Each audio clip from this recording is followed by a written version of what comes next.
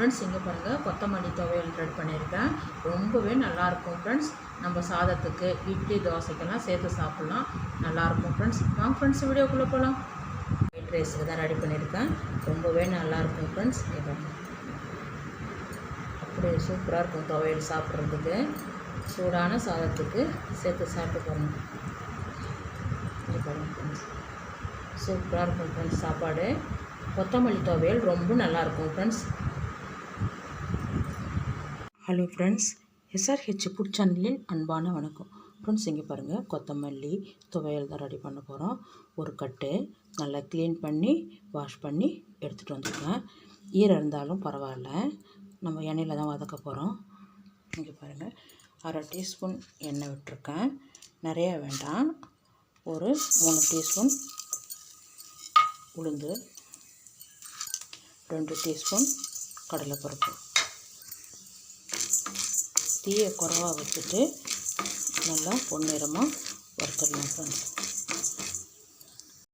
இங்கே பாருங்கள், 1 டீஸ்பூன் தனியா, ஜீரகம் ஒரு அரை டீஸ்பூன், 4 வரமிளகாய். காரத்துக்கு ஏற்ற மாதிரி ஸ்டவ் ஆஃப் பண்ணிவிடுங்க. இதை பாத்திரத்தில் மாற்றிட்டு அதுக்கப்புறம் கொத்தமல்லியை வதக்கிடலாம். வேறு பாத்திரத்தில் மாற்றிடலாம் ஃப்ரெண்ட்ஸ். இங்கே பாருங்கள், 2 டீஸ்பூன் எண்ணெய் விட்டுருக்கேன். ஒரு 5-6 தேங்காய் பீஸு சின்னதாக கட் பண்ணியிருக்கேன்.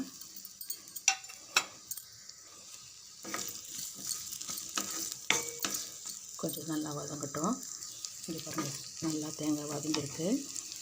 இப்போ நம்ம எடுத்து வச்சுருக்க கொத்தமல்லி இலையை அப்படியே சேர்த்து வதக்கணும். இங்கே பாருங்கள், ஒரு அரை நெல்லிக்காய் சைஸு புளி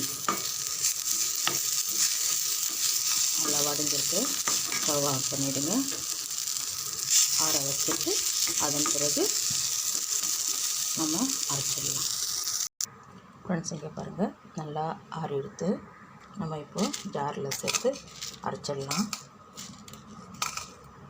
இந்த துவையலுக்கு தகுந்த உப்பு